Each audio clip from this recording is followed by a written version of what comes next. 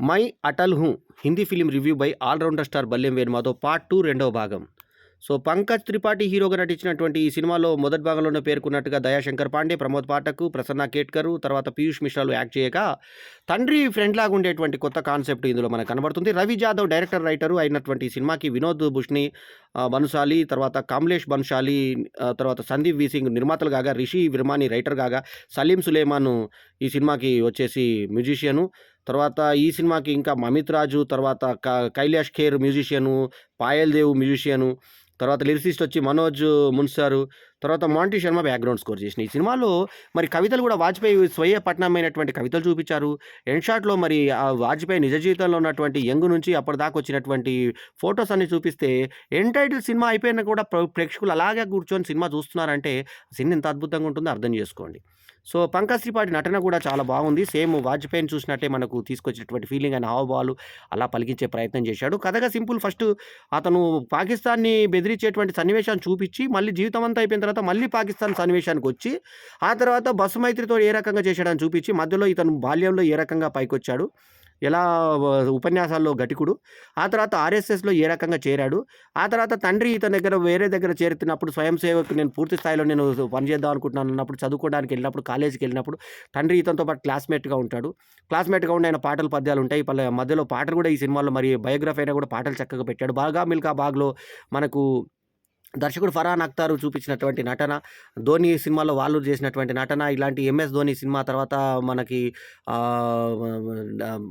Boxer lady boxer cinema, Mary Kom cinema, ఇవన్నీ సినిమాలు చూసినటువంటి మనకి ఒక వెరైటీ సినిమాని మరోసారి చూసినట్టు. మన శ్యామ్ బహదూర్ సినిమా చూసినాం మనం. అందులో విక్కీ కౌశల్ అద్భుతంగా యాక్ట్ చేసి, ఇలా పంకజ్ త్రిపాఠి మనకు ఏనా మన పరేష్ రావల్ లాగా అద్భుతంగా యాక్ట్ చేయడము, ఆయన చాలా అంటే ఆ ప్రధాన పాత్రలో ఒదిగిపోయి నటించడం చాలా బాగుంది. అట్లా ఇందిరాగాంధీ కథ, ఆ తర్వాత ప్రధానమంత్రి ఈయన మెచ్చుకోవడము, తర్వాత అంచెలంచెలుగా ఆర్ఎస్ఎస్ కార్యకర్తగా ఉన్న ఇతను జెండా ఫస్ట్ వేసి అరెస్ట్ అయిన విధానం, ఆ తర్వాత అతను ఉపన్యాసకుడుగా పేరు తెచ్చుకోవడము, రాజకుమారి అనే ఆమెతో ప్రేమాయణం, ఆయన ఇష్టపడ్డము, ఆ తర్వాత ఆమె చెప్పకుండా పోవడము, ఆ తర్వాత పరాసనంలో ఆయన మళ్ళీ గెలవడం నాయకుడైన తర్వాత ఆయనని ఒక స్పీచ్ చూసి ఆ అమ్మాయి చిన్న పాప ఇంటికి రమ్మంటే తల్లి ఆమెనే కావడం, ఆ తర్వాత చూసిన తర్వాత ప్రియురాల్ని మళ్ళీ చూసి ఆమె భర్తతో పాటు మంచి ఫ్రెండ్షిప్ ఏర్పడుకొని ఫ్యామిలీ ఫ్రెండ్గా ఏర్పడడం, ఆ తర్వాత ఇతను విదేశాంగ మంత్రి అయిన తర్వాత వాళ్ళని తమ ఇంట్లోకి రమ్మని చెప్పి ఆహ్వానించడం, ఈ రకంగా ఆయన ఆయన జీవితంలోని ఒక లవ్ పార్శ్వాన్ని కూడా మనకి ఈ సినిమాలో అటల్ బిహారీ వాజ్పేయి బ్రహ్మచర్యం బహుశా భగ్న ప్రేమ వల్ల చేశాడేమో అనే అర్థం కూడా వచ్చేలాగా చూపించి, ఆ తర్వాత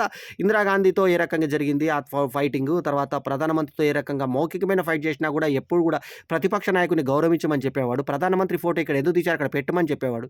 పెట్టి రోజు దండం పెట్టుకొని పోండి. మనం ఇప్పుడు ఒకప్పుడు మనం కూడా విపక్షంలో ఉన్నాం, ఇప్పుడు మనం స్వపక్షంలో ఉన్నాం, అయినంత మాత్రాన వాళ్ళని తీయకూడదు ఫోటో అని చెప్పే విధానం ఆయన సంస్కారం చూపిస్తుంది. అట్లాగే ఒక్క ఓటుతో వీగినప్పుడు కూడా ఆయన ఎటువంటి భయం లేకుండా చేయడం, తర్వాత దానికి తట్టుకునే విధంగా ఫస్ట్ చేసింది ఈయననే అని చూపించి అబ్దుల్ కలాంని యంగ్గా చూపించి, మరి అప్పుడు ఆయన సక్సెస్ చేసిన తర్వాత మిగతా వాళ్ళు పాకిస్తాన్ చైనా వాళ్ళు కూడా వాళ్ళని ఏ రకంగా లొంగ తీసుకున్న విధానం, ఆ తర్వాత మైత్రి కలిపినప్పుడు తప్పనిసరి మన దగ్గర కూడా అణువస్త్రాలు ఉన్నాయి కాబట్టి కంపల్సరీ అయిపోయి వాళ్ళు ఇది చేసుకున్నప్పుడు అక్కడికి వెళ్ళిన తర్వాత పాకిస్తాన్ విలేకరు ఒక ఆమె, సార్ మీరు పెళ్లి చేసుకోలేదు కదా, మిమ్మల్ని పెళ్లి చేసుకోవాలనుకుంటున్నాను, మాకు దయేజ్గా అంటే నాకు ఎదురు కట్నం కింద మీరు కశ్మీర్ని ఇస్తారంటే, లేదు నేను చేసుకుంటాను కరెక్టే కానీ నాకు పాకిస్తాన్ మొత్తం కట్నంగా కావాలి, మరి ఇస్తావా అని అడుగుతాడు. సో అంతటి చలోక్తులు విసిరేటువంటి కవి, ఎంతో గొప్ప కవిత. ఈయన కవితల్ని కూడా పండిత్ జవహర్లాల్ నెహ్రూ కూడా అడిగి చదివించిన విషయం, తర్వాత ఇందిరాగాంధీతో ఈయన మాట్లాడినప్పుడు మాట్లాడే విషయాలు, ఆ తర్వాత ఏ రకంగా ఈయన రాజకీయాలు చేశాడు, తర్వాత ఇందులో ఇందిరాగాంధీ చనిపోయేది, రాజీవ్ గాంధీ చనిపోయేది కూడా అంతర్భాగంగా చూపించడం జరిగింది. తర్వాత కొన్ని అప్పటి షార్ట్స్ నేను తీసుకున్నాం అన్నట్టుగా ఈ సినిమాలో కొన్ని షార్ట్స్ని వాళ్ళు ఉపయోగించుకునే విధానంలో కూడా అక్కడ చెప్తూ ఉపయోగించినట్టు విధానము, ఇవన్నీ కూడా మనల్ని ఈ సినిమా మీద ఒక మంచి ఆసక్తిని కనబరుస్తాయి. సో ఓవరాల్గా ఒక మంచి సినిమాని చూసినటువంటి ఫీలింగ్ మనకు ఈ సినిమా కలుగుతుంది. చివరాఖరణ ఎండ్ షాట్ వరకు ఆయన ఏ రకంగా విజయాలు సాధించాడు, ముఖ్యంగా అణువు తీసుకొచ్చాడు, తర్వాత రైతులకు ఏం చేశాడు అతను, తర్వాత ఏ రకమైన భారతదేశంలో ఏ రకమైన రెవల్యూషనరీ మార్పులు తీసుకొచ్చాడు వాజ్పేయి, భారతీయ జనతా పార్టీ ఎలా పుట్టింది, ఫస్ట్ స్వయం సేవక ఆర్ఎస్ఎస్ నుంచి ఒక పార్టీ పుట్టడము, ఆ పార్టీ కొన్ని రోజులు రాడిన తర్వాత జనతా పార్టీ రావడం, జనతా పార్టీ నుంచి భారతీయ జనతా పార్టీ కమలం వికసించడం, ఆ కమలం వికసించిన తర్వాత ఏ రకంగా ఒక్కసారిగా 4 సీట్లు ఉన్నటువంటి వీళ్ళు ఒక్కసారిగా ఏ రకంగా మళ్ళీ గెలిచారు, ఆ తర్వాత ఒకే సీటుతో ఒకే ఒక ఓటుతోటి ఎలా వీగిపోయారు, ఆ తర్వాత ప్రధానమంత్రి మోదీ ఇప్పుడున్న ప్రధానమంత్రి మోదీతో ఆయన ఫోటో ఇవన్నీ కూడా చివరాఖరిలో చూపించడం చాలా ఇంట్రెస్ట్ కలిగజేసి అటల్ బిహారీ వాజ్పేయి మీద ఒక గౌరవాన్ని పెంచి ఒక సినిమా మీద కూడా ఒక మంచి గౌరవాన్ని తీసుకొచ్చేటువంటి ఒక మంచి ప్రయత్నాన్ని రవి జాదవ్ అనే డైరెక్టర్ చేసినటువంటి ఈ ప్రయత్నాన్ని చూస్తుంటే మనకు పెట్టిన డబ్బుకి చాలా మంచి తృప్తి కలుగుతుంది ఈ cinema. So Ravi Jadhav success అయ్యాడు.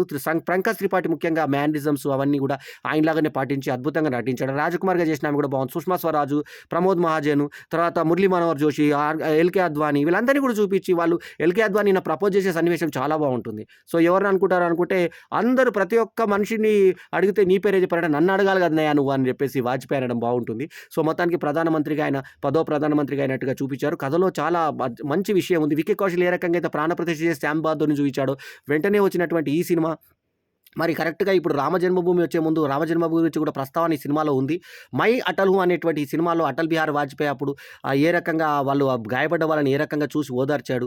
వాళ్ళకి ఏ రకంగా కరసేవకులు ఇటుకలు పట్టుకొని ఏ రకంగా ఎళ్లారు. ఆ తర్వాత ఏమేమి గొడవలు జరిగాయి అవన్నీ కూడా సున్నితంగా ఎవరి మనోభావాలు దెబ్బతీయకుండా అవతల మతాన్ని కూడా ఎటువంటి మత విశ్వాసాలను దెబ్బతీయకుండా చాలా జాగ్రత్తగా తీసిన విధానం. ప్రతిపక్షాలను కూడా ఎక్కడ తిట్టకుండా చాలా జాగ్రత్తగా వ్యవహరించిన విధానము రవి జాదవ్ యొక్క చతురతను మనకు చూపిస్తుంది. తర్వాత ఒక ఓటుతో ఓడిపోయిన తర్వాత మళ్ళీ ఏ రకంగా గెలిచారు. మళ్ళీ తిరిగి ప్రధానమంత్రి ఏ రకంగా అన్నది ఎస్కేపింగ్‌గా చూపించాడు. అది ఎస్కేప్‌గా ట్రాక్ చూపించాడు. అన్ని సన్నివేశాలు కూడా ఈయన మీదనే నడవడం ఒక వెరైటీ ఈ సినిమాలో. ఎందుకంటే ఎక్కువ వాజ్పేయి ఉన్నటువంటి సన్నివేశాలనే తీసుకోవడము.